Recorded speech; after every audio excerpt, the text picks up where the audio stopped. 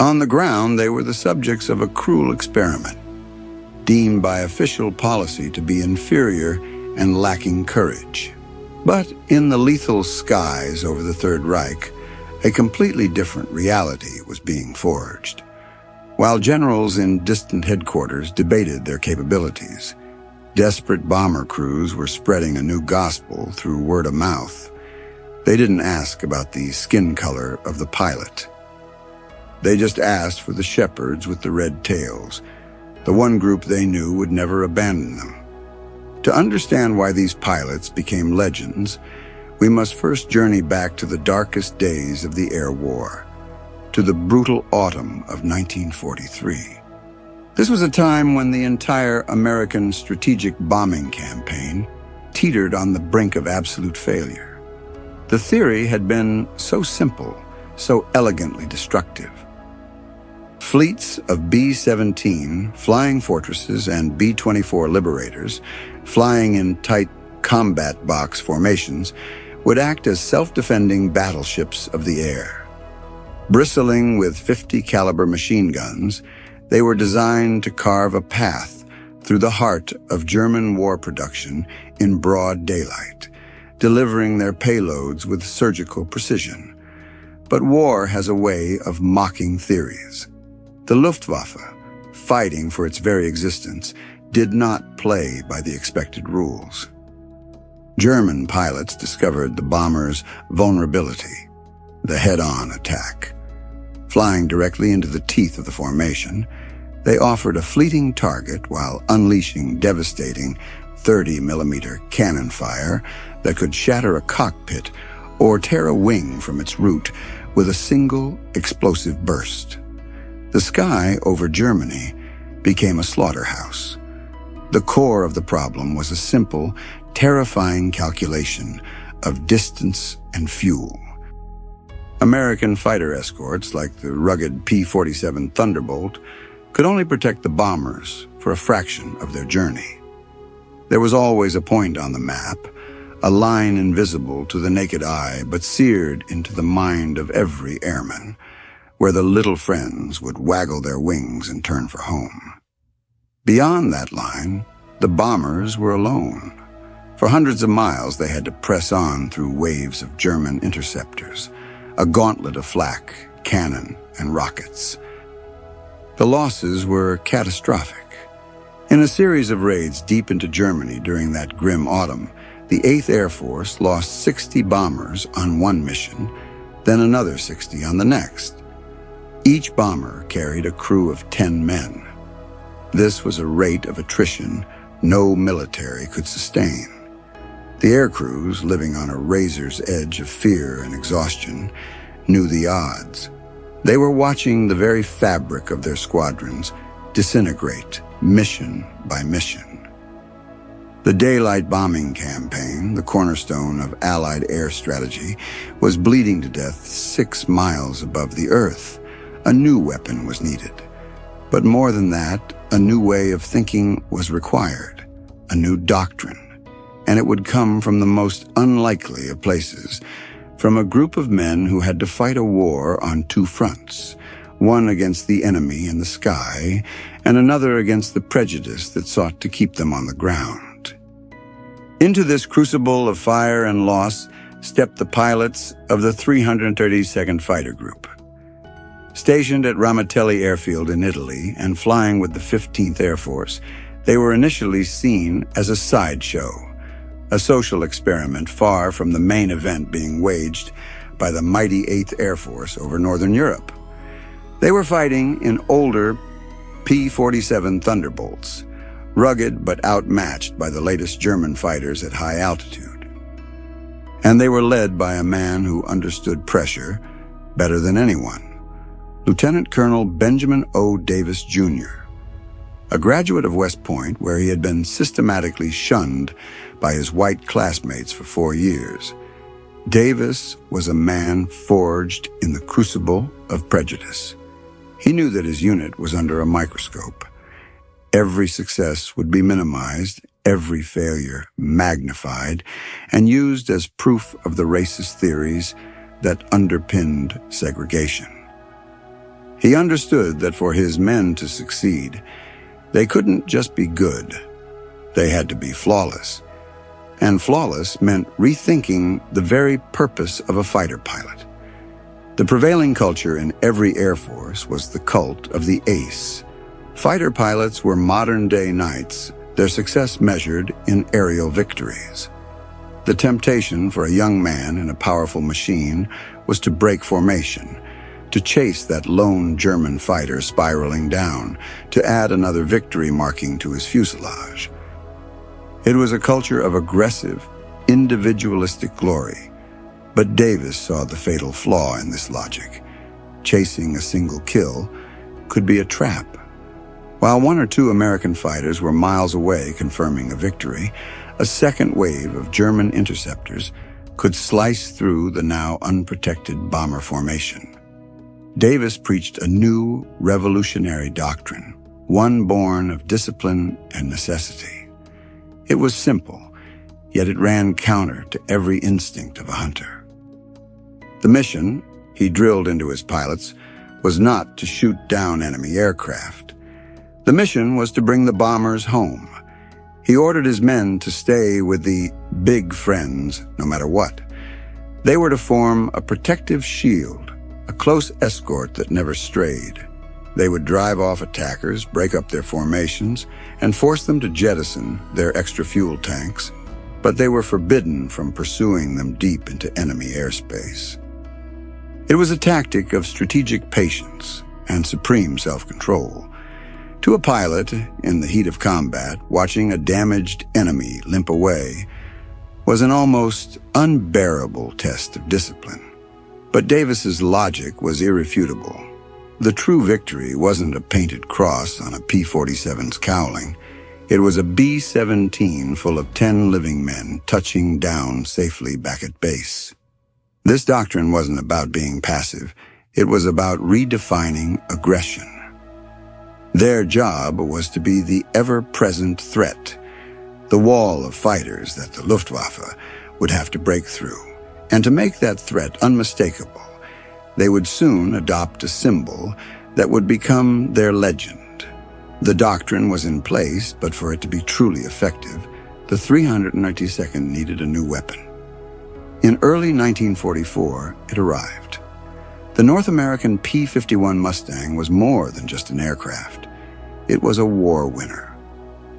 With its revolutionary laminar flow wing design and the power of the Rolls-Royce Merlin engine, the Mustang was fast, agile, and most critically, it had legs. Fitted with drop tanks, it possessed the astonishing range to accompany the bombers all the way to targets deep inside Germany, like Berlin or the heavily defended oil fields of Ploiești, Romania, and all the way back. For the first time, the bomber crews would have a guardian angel from takeoff to landing. It was this technological leap that allowed Colonel Davis's disciplined tactics to reach their full potential. Now his pilots could truly stay with the bombers for the entire terrifying journey. It was at this moment, with a new aircraft and a proven doctrine, that the group made a decision that would define their identity forever. They decided to paint the tails of their Mustangs a brilliant, shocking red. This was no mere decorative flourish. It was a calculated act of psychological warfare and a declaration of purpose. For the American bomber crews, battered and nerve-shredded, the sight of those red tails slicing through the clouds was a beacon of hope. It was a tangible, unmistakable promise that they were not alone. In the vast, impersonal emptiness of the sky, that vibrant splash of color was a personal guarantee from a group of pilots who had staked their reputation on one thing: unwavering protection. For the pilots of the Luftwaffe, the red tails became an omen. German fighter doctrine relied on quick, slashing attacks to break up the bomber formations. The sight of the red-tailed Mustangs, clinging tenaciously to the bombers, signaled that any attack would be a costly, grinding affair. These escorts wouldn't be lured away. They wouldn't break formation for a cheap kill. They were a permanent, lethal obstacle. The red tail was a visual broadcast of the 322nd's unique philosophy. We are here. We are not leaving. You will have to go through us. This unique combination of man, machine, and mission began to produce startling results. Mission after mission, the 322nd flew as close escort, weaving a protective screen around the lumbering bombers. While other fighter groups racked up higher individual kill counts by chasing German fighters across the sky, the 392nd was building a different, more vital statistic: an unprecedentedly low rate of bomber losses. The men in the heavy bombers began to notice. The whispers started in the debriefing rooms and mess halls, spreading from one weary crew to the next. There was something different about the group with the red tails. When they were on watch, more of your friends came home. The reputation of the red tails was not built by press releases or official communiques from high command. It was forged in the cold, thin air over Europe and spread through the most reliable channel in a combat zone.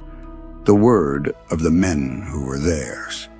Bomber crews who lived with the daily calculus of survival became the 332nd's most powerful advocates. After a mission, during debriefings, a gunner or a navigator would recount how a flight of Mustangs with crimson tails had fought off 3 separate waves of German Focke-Wulfs, never once leaving the formation's side. Another pilot would describe seeing a red tail deliberately fly into a hail of defensive fire from a crippled B-17 to ward off a final, fatal attack from an opportunistic Messerschmitt. These were not stories of spectacular dogfights miles away from the bomber stream. They were intimate accounts of salvation, of pilots who acted not as hunters, but as shepherds. This grassroots reputation grew into a phenomenon. As the 322nd continued its flawless execution of Davis's doctrine, the anecdotal evidence became a statistical certainty. Bomber group commanders responsible for the lives of thousands of men began to notice a clear pattern in their after-action reports. The missions escorted by the 332nd consistently returned with fewer losses. The correlation was too strong to ignore. The proof was in the empty bunks, or more to the point, the bunks that were not empty when the red tails flew escort.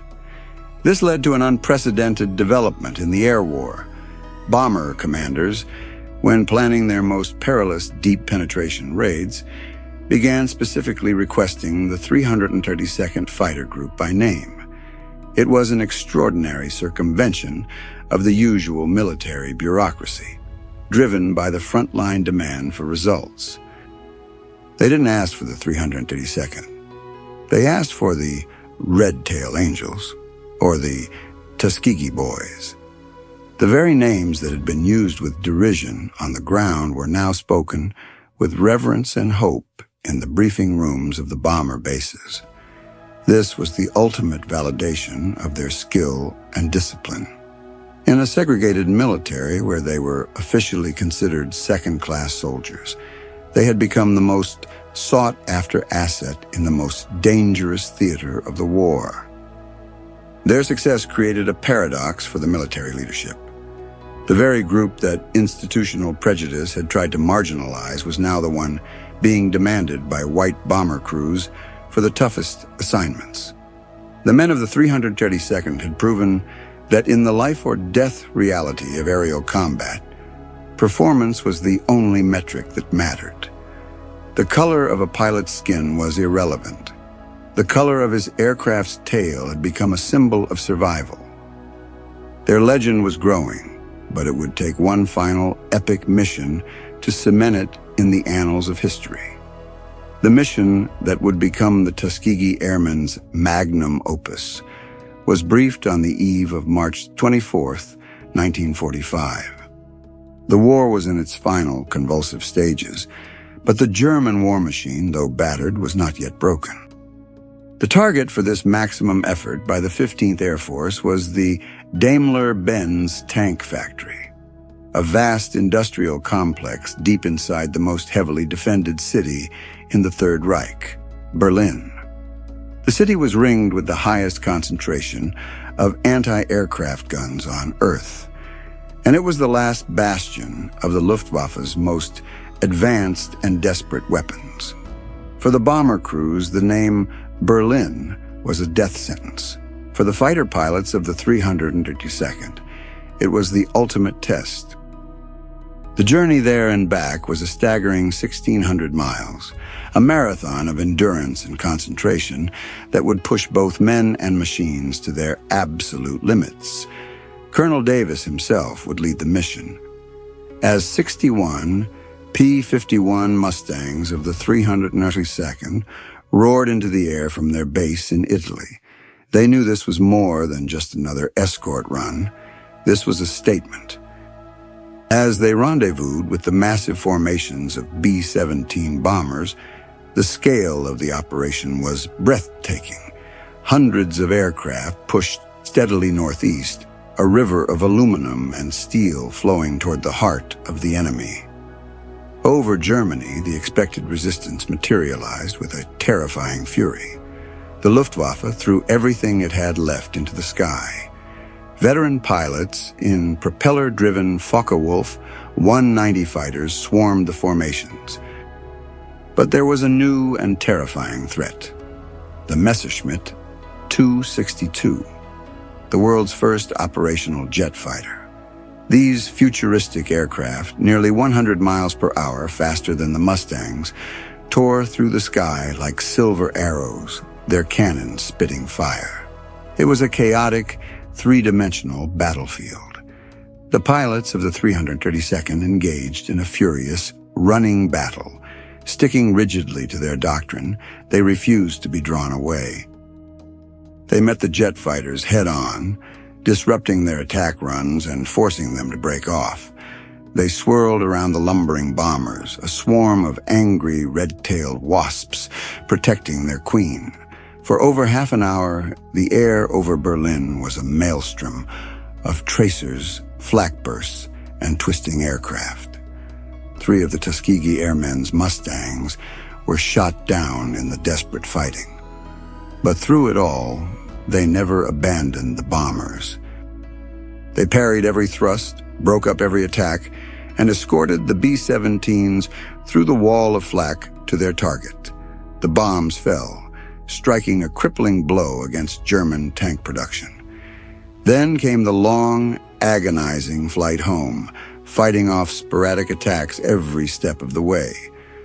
When the exhausted pilots of the 332nd finally landed back at Ramitelli, the mission's tally was assessed. The cost had been high for the fighter group, but the result was unbelievable. They had not lost a single bomber under their protection to enemy fighters. On the longest, most dangerous mission of the war, against the deadliest aircraft the enemy possessed, the Red Tails had delivered a perfect score. The Berlin mission was more than a tactical victory. It was an irrefutable testament to the superiority of the Tuskegee Airmen's doctrine and skill. The legend of the Red Tails was now complete, etched into the history of the air war. While the myth that they never lost a bomber over the course of the entire war is an exaggeration born from their sterling reputation, their actual record remains one of the most remarkable of any fighter group. Over the course of their combat career, flying more than 15,000 sorties, the 332nd and its predecessor, the 99th Fighter Squadron, destroyed over 260 enemy aircraft, hundreds of locomotives and transport vehicles, and even a German destroyer. Their most important statistic, however, was their bomber loss rate. On average, the groups of the 15th Air Force lost 46 bombers per 1,000 escorted. The number for the Tuskegee Airmen was just 27, a figure dramatically lower than their counterparts. This was not a matter of luck or chance. It was the direct, quantifiable result of the disciplined, close escort tactics preached by Benjamin O. Davis, Jr. They had traded personal glory for the collective good, and in doing so, saved the lives of hundreds, perhaps thousands, of their fellow airmen. This unparalleled combat record became a weapon of a different kind.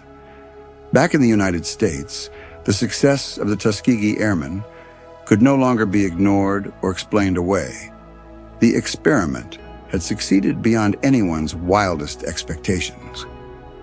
The racist arguments used for decades to justify segregation in the military, that African Americans lacked the intelligence, courage, or discipline for combat roles, were systematically dismantled by the actions of these pilots.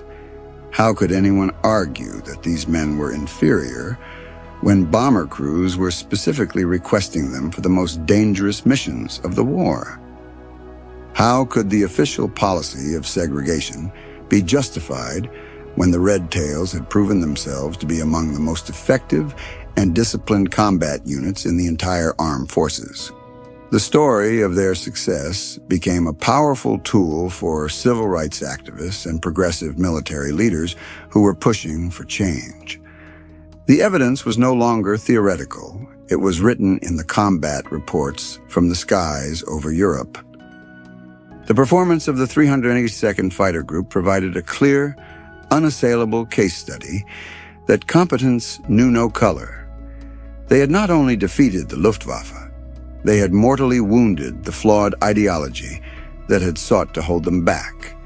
Their victory in the air was about to trigger a seismic shift on the ground, one that would change the face of the American military forever. The shockwaves of their performance over Berlin would be felt all the way to the White House. In the years immediately following the war, the United States grappled with a profound contradiction. It had fought a global conflict against the racist ideologies of Nazi Germany, yet it maintained a racially segregated military at home. The exemplary record of units like the Tuskegee Airmen threw this hypocrisy into stark relief. Their story was no longer just a military matter. It became a central pillar in the argument for desegregation. Activists and politicians now had undeniable proof that segregation was not only morally wrong, but also strategically foolish. It deprived the nation of the full talents of its citizens and was based on prejudices that had been thoroughly discredited by battlefield performance. The debate reached a crescendo in the post-war political climate. President Harry Truman, a man with a complex personal history on race, but a pragmatic understanding of justice and military readiness, was under increasing pressure to act. He recognized that maintaining segregation was an untenable position for a nation positioning itself as the leader of the free world. The Cold War was dawning, and the United States could not effectively champion democracy abroad while practicing discrimination within its own institutions. The success of the Tuskegee Airmen provided Truman with the political and moral ammunition he needed. Their record demonstrated that integration was not a risk, but an asset. On July 26, 1948, President Truman signed Executive Order 9981. The order stated, "It is hereby declared to be the policy of the President that there shall be equality of treatment and opportunity for all persons in the armed services without regard to race, color, religion, or national origin." It was a watershed moment in American history. While the full implementation of desegregation would take years and face resistance, the stroke of Truman's pen marked the official end of a discriminatory policy that had existed since the nation's founding. The legacy of the Tuskegee Airmen is therefore twofold. In the skies, they were the red-tail angels, the disciplined shepherds who redefined the art of bomber escort and became a symbol of hope for thousands of airmen. On the ground, their courage and professionalism provided the irrefutable evidence that helped dismantle the walls of segregation in the U.S. Armed Forces. They began as an experiment, a group of men forced to prove they were worthy. They ended as legends, who not only helped win a world war, but also fought for and won a crucial battle for the soul of their own nation. The crimson on their tails was more than just paint. It was a defiant stroke of color against a black and white world, forever changing the landscape of the sky and the ground below.